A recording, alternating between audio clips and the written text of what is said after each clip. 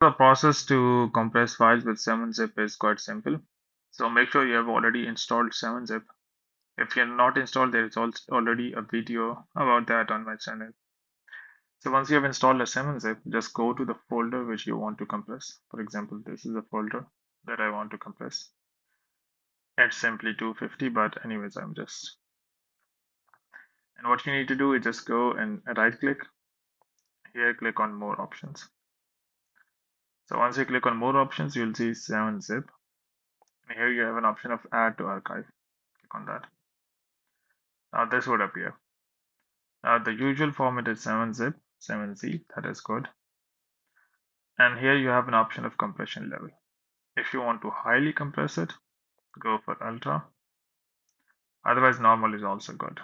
So it's totally up to you, whatever compression level you want.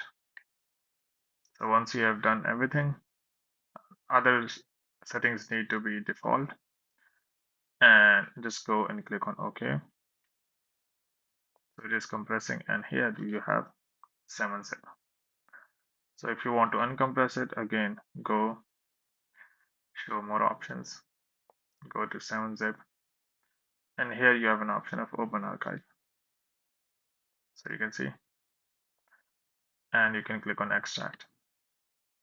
Select the location where you want to extract, click OK.